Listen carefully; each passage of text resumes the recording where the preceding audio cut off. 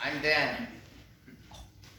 For most of my life, I've served as a wise man in the city of Babylon. For the record, a wise man essentially is kind of like a king's advisor.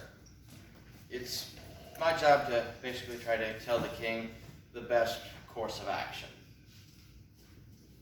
I wasn't always from Babylon, though. I was actually born in the city of Jerusalem, in the small nation of Judah.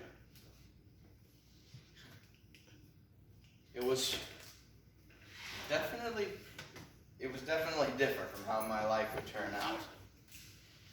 You see, Jerusalem was the capital of a nation that God had helped establish. The Judean people were descendants of someone that God had made a promise with. However,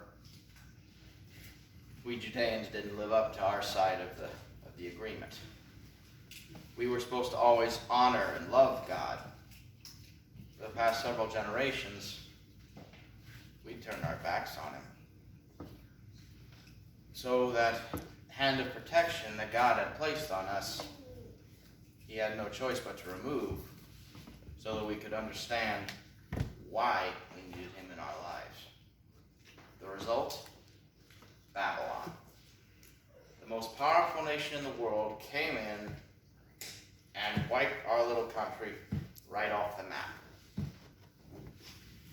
Our city was destroyed, and many, like me, just children at the time, were kidnapped and taken all the way across the desert, thousands of miles, to Babylon. I can tell you that was one of the scariest experiences of my life. I mean, me and the 3 other boys I was being transported with, we thought we were destined for slave labor. We had nightmares just imagining what was going to happen. But we decided right then and there, we were not going to make the same mistakes that our ancestors had. We were not going to turn our backs on God. We promised to honor him and follow his commands for the rest of our lives, no matter what.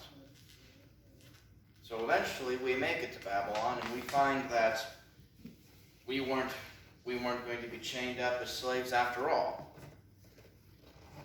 Instead, the 4 of us, as we had been singled out as fairly intelligent young boys, were going to be trained to someday become wise men for the king of Babylon. A very, very mean and nasty fellow by the name of Nebuchadnezzar. Well, it was definitely better than being put in chains and whipped every day, but it wasn't long before we were in our new position that a problem arose. Remember, we had already promised that we were going to follow God and his law no matter what. But as wise men in training, our meals were provided from the king's own table. And most of the food that was provided in that way, we were forbidden to eat according to the law that God had given us. As a Jew, there are certain things I'm not supposed to eat, such as shellfish, pork. Just certain kind of animals are no-go for me. I'm not allowed to have anything to do with.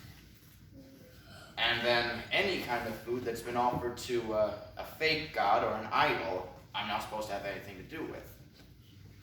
Everything that was brought before us from the king's table was either something that I wasn't supposed to eat, it was on the unclean list, as we called it, or it was something that had been offered to an idol. So, hence the problem. And we told this to our teacher. He sympathized with us, actually. He understood us wanting to follow our religion. But the issue for him was that we didn't eat, and we started to become weaker, especially than the other students, the king might just have his head for it.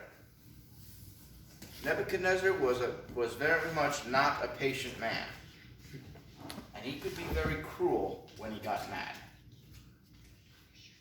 But God inspired me. He inspired me to offer a contest on the matter. I said to our teacher, feed us nothing but vegetables, seeds, and grains, and give us nothing but water over the next 10 days. Let us stick to the food that we're allowed to eat in the law of Moses. If after 10 days, your other students, the one who eat the stuff from the king's table, are healthier than us, then we'll start to eat the king's food as well.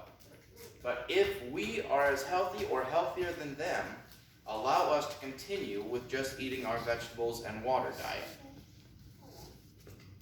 He thought that was a good idea. 10 days later, we'd had nothing but carrots, lettuce, and all other kinds of vegetables. But we were a whole lot healthier than the guys eating the rich food from the king's table. I mean, they were getting stuff like crab and pork, bacon, and all that.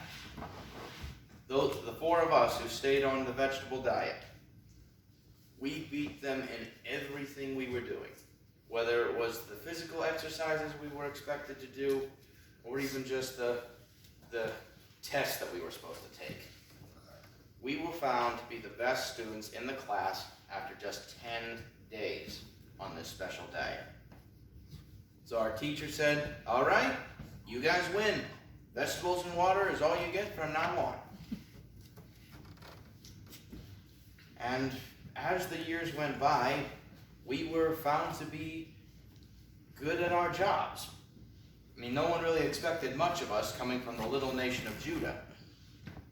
But we were found good enough as wise men to be given at least some level of responsibility. Things really took a turn one night when King Nebuchadnezzar had a dream. He woke up in the middle of the night, cold sweat. It was almost a nightmare, but he couldn't remember a detail about it. He called his wise men, his senior wise men, to him, and he demanded that they tell him what his dream was and what it meant. Now, they tried to kind of coax something out of him, maybe get the details they needed to interpret from him. He wasn't having any of it. And remember what I said about Nebuchadnezzar being a cruel man when he's angry? He got so upset that they could not answer his question.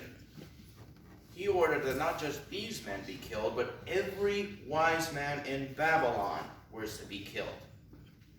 That put my neck on the line as well. But when Arioch, the captain of the king's guard, came to arrest me, I asked what was going on. He explained the situation. And again, God sent me inspiration. I told Arioch, go to the king and ask him to give me time. I will ask my God for the details that the king wants. And if I'm able to answer his question, let the king spare all the wise men of Babylon. So Arioch went to the king, and he explained my request. Nebuchadnezzar, not usually the one to make deals, was desperate to try to get this figured out. So he gave me a day to get this figured out. So I and my friends, we prayed all night long, and God sent us an answer. I went to the king the next day, and I was able to tell him every detail of his dream as if I had dreamt it myself.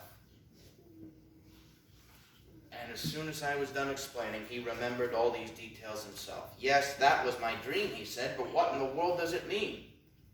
And then I was able to explain it to him. God had given me the answers that the king had asked for. God had sent Nebuchadnezzar a vision of what he intended to do in the future.